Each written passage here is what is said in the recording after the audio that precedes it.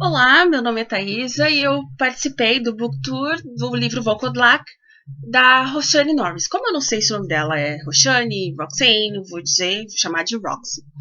Eu gostaria de começar pelo aspecto visual, muito bonito o livro, belíssima diagramação, cada capítulo com uma gravura, muito bonito aquilo. Foi uma bela de uma sacada, mas enfim, o livro tem bastante erros de gramática, de ortografia, o que acabou pesando algumas vezes porque eu não conseguia, às vezes o sentido se perdia, né, nessa questão justamente por esses erros. Mas enfim, isso é algo que pode ser completamente contornado. Sobre a história, a impressão que ficou depois de ter lido foi o seguinte: parecem duas histórias distintas. Eu, como amante, adoro lobisomens, leio livros sobre isso já há algum tempo. O que me passou foi o seguinte: infelizmente eu tenho percebido isso no cenário nacional. O autor precisa contar uma história que tenha bastante tempo, um século ou mais, e ele precisa de uma criatura fantástica que lidere isso, que carregue essa história com ele, e o pessoal acaba apelando para o lobisomem. Eu espero que seja apenas uma impressão. Eu gostaria até que a Roxy explicasse isso para mim. Não que o lobisomem fique fora de contexto, mas a partir do momento que você vê a história, você vê que o lobisomem ele não está no foco. Então é alguém que precisa dessa história, que para que ela seja centenária, ela precisa de uma criatura, que o lobisomem acabou entrando nesse papel. Mas realmente ficou muito bem distribuída a questão dos flashbacks, a questão dos retornos da mocinha, e o flashback tendo sido colocado no meio do livro ajudou um pouco mais, né? Explicou um pouco essa questão, apesar da minha impressão de ter sido, né, de ter precisado do lobisomem como linha condutora. Ficou muito boa a história.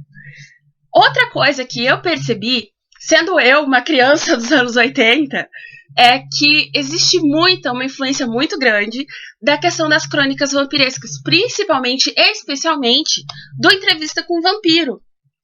Afinal de contas, o Joseph e o Aidan morando juntos, compartilhando segredos, ficou uma coisa muito Lestat e Louis, né, da Anne Rice. Então essa questão me saltou aos olhos. Deixa eu ver o que mais que eu posso dizer. A questão dos flashbacks lá na frente, né, com os sonhos da Yamê, aquela parte ficou perfeita, maravilhosa, muito, muito boa. O que me chamou a atenção também, mas que não teve um aspecto muito positivo para mim, foi o seguinte: a ligação entre os personagens, a afeição entre eles ficou muito imediata. Então, não ficou parecendo assim tão natural. Isso precisava ser um pouco mais explicado. Mas ainda assim, o livro, muito, muito bom. Outra coisa, como eu já disse, aqui atrás tem um pôster para provar, eu adoro lobisomens. Então, a transformação que foi passado, que foi feita diante dos olhos da Amira, perfeita, maravilhosa, tudo que eu queria ter lido, é tudo que eu espero, né, de um livro de lobisomens. Então ficou realmente perfeito. Isso ficou muito, muito bom. Então, para mim, realmente o livro vale 4 estrelas. E eu fiquei bem feliz de ler. Eu acredito na máxima que diz o seguinte: o autor, ele está fazendo uma espécie de troca com o leitor. Então, ele está cedendo uma boa história enquanto o leitor cede o tempo. Apesar de eu ter tido uma leitura pausada, porque eu tive muito, muito trabalho entre abril e junho, foi uma leitura super prazerosa, de um assunto que eu já gosto. Então, realmente, foi ótimo, eu adorei. E agora eu espero a sequência, o Volko 2, que vai ser lançado, né, na Bienal. E é isso, gente. Obrigada.